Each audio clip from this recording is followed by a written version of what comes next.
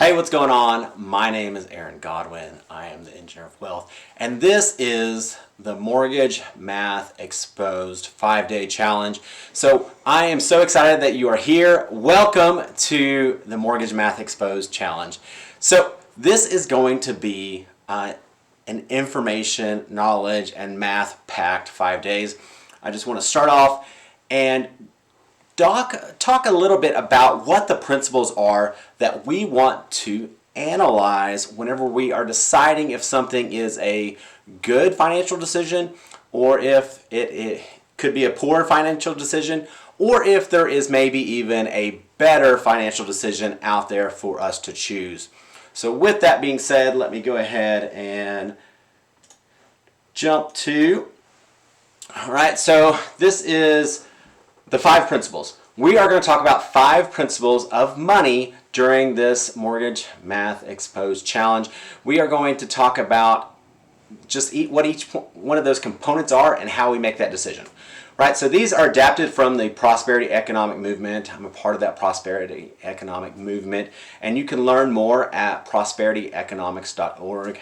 That is a completely free website, and that is a 501c charity that you can donate to with prosperityeconomics.org. So with that, let's jump into that very first principle. So the very first principle is we want to be able to see, right? We want to be able to see the big picture, right? I want you to see the big picture. A lot of times whenever we're meeting with financial advisors or financial planners, retirement planners, or even as I'm meeting with clients and potential clients, we have to focus on the big picture.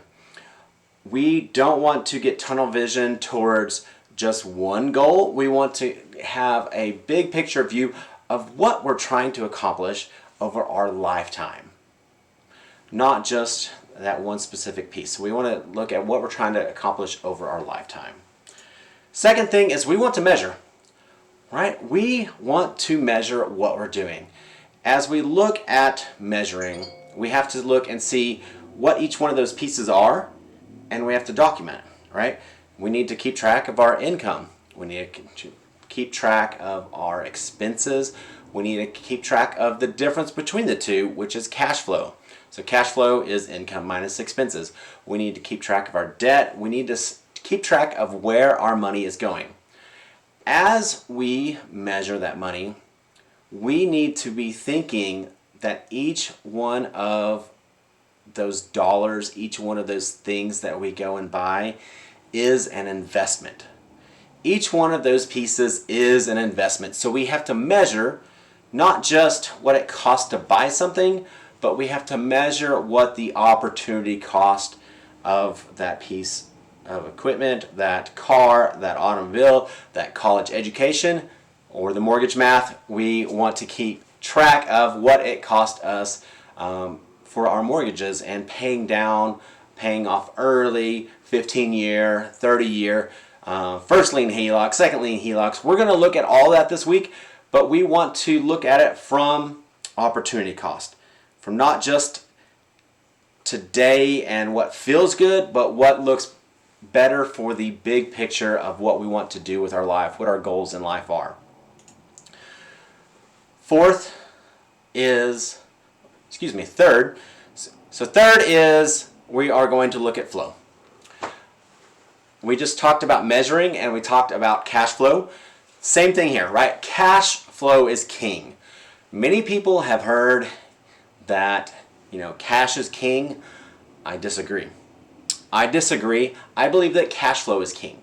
Cash flow is king shows where our dollars are going, as opposed to just having that narrow view of an accumulation, right? So we don't just want to be accumulating money, we want to be measuring the accumulation.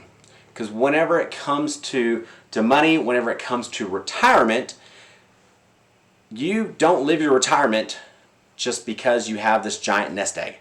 You live your retirement based off your income and your expenses, so you live your retirement off cash flow, and that's how we are going to measure success within the Mortgage Math Challenge. And fourth, we are looking at movement.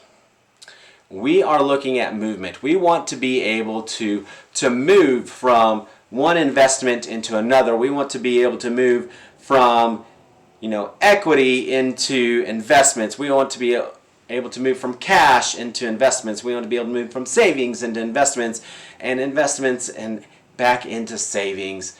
And we have to measure how we move our money, right? Just because we have something stored up doesn't mean that it has movement, right? Doesn't mean that it has movement.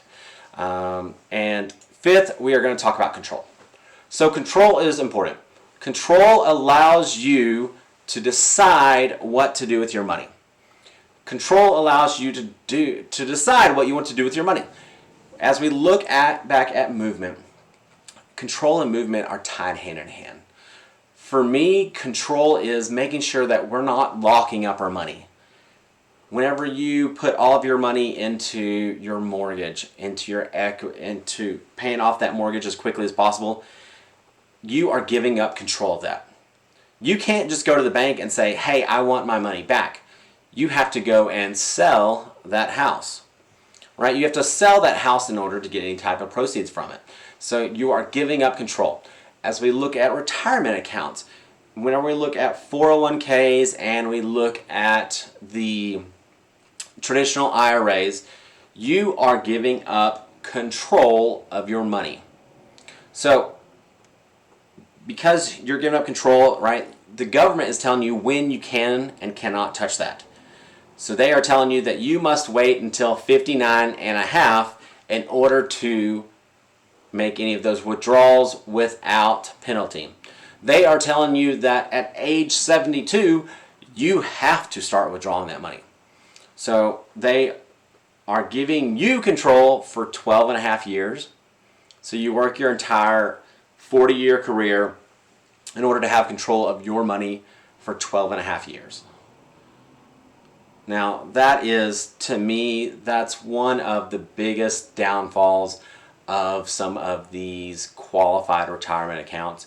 And we're going to do some direct comparisons between that, and we're going to look at our mortgages, 15 years, 30 years, HELOCs, and everything, equity for the mortgage math.